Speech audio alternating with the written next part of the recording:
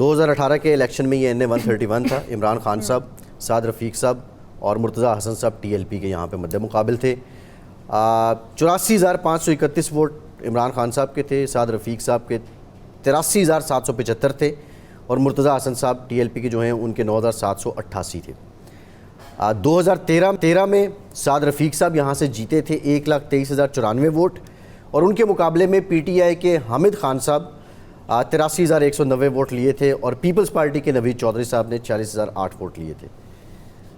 2008 میں 70,752 ووٹ سعد رفیق صاحب کے، اس وقت یہ NA-125 تھا. نوید چودھری صاحب جو پیپلز پارٹی کے ہیں 24,592 اور ہمایوں اختر خان صاحب کے 13,702 ووٹ تھے.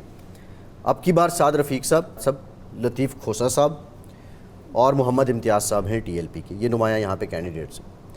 میرا سوال یہ ہے کہ یہ حلقہ، یہ آپ نے دیکھا ہے، اس پہ موسٹلی آپ جس کو آپ اپر کلاس بولتے ہیں وہ لوگ رہتے ہیں، لیکن جب میاں صاحب فیصل آباد میں کہہ رہے تھے کہ میرے ساتھ تو یہ یوتھ ہے، ممی ڈیڈی لوگ نہیں ہیں، ایک میری طرف سے میری نظر میں ایک وہ بلینڈر تھا بینگ اے پولیٹیکل لیڈر جب آپ یہ بات کرتے ہیں کہ سعد رفیق صاحب کے حق میں یا مخالفت میں اس کو کوئی فیکٹر آئے گا، یا ویسے ہی یہاں آپ سمجھتے ہیں کہ مقابلہ ٹکر کا ہے؟ میں اس پہ عرض کرتا ہوں، لیکن یہ رات بھی بات ہو رہی تھی، آج پھر بات ہو رہی ہے عوام کے حوالے سے. میں حیران ہوں کہ یہی عوام اگر 1947 میں پاکستان بنا دیں تو یہ بڑے باشعور عوام ہیں. 1970 میں یہ بڑے بڑے برج الٹ دیں، جاگیردار، وڈیرے، سرمایہ دار جو 30 سال سے 40 سال سے سیاست پر قابض تھے، تو یہ بڑے باشعور عوام ہیں.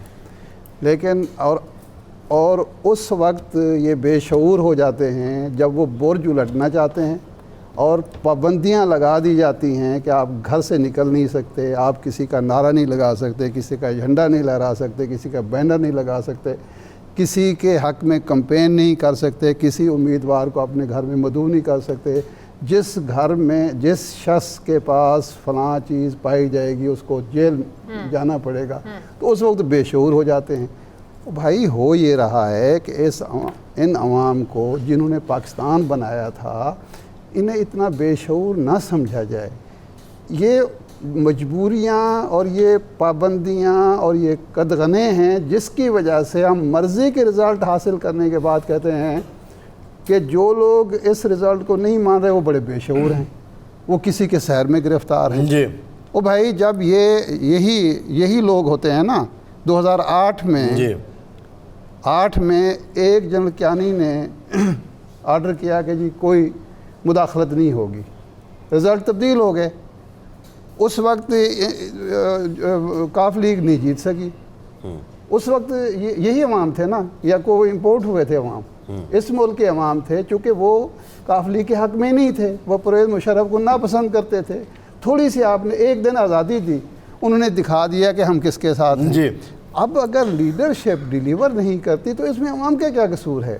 اگر وہ منافق ہیں، وہ جھوٹ بولتے ہیں، وہ دھوکے باز ہیں، وہ اقتدار کے رسیہ ہیں، وہ اپنے خاندانوں کے لیے جائیدادیں بنانا چاہتے ہیں، بیرون ملک بیلنس بنانا چاہتے ہیں، تو اس میں عوام کا کیا قصور ہے؟ عوام بیچارے ایک پر اعتماد کرتے ہیں، وہ ان کو دھوکہ دیتا ہے، وہ اس کو نہیں لانا چاہتے. لیکن میرا اور آپ کا اصرار ہے کہ نہیں جی نہیں، آپ نے چونکہ ہم نے فیصلہ کر لیا ہے اب اس کو قبول کرنا پڑے گا. اب اس وقت آج میں دعوے سے کہتا ہوں صرف آج کے دن اس ملک کے عوام کو یقین دلا دیا جائے کہ کل جب آپ نکلیں گے جس کے حق میں ووٹ دیں گے اس کے حق میں ووٹ نکلے گا اور وہ کامیاب ہوگا.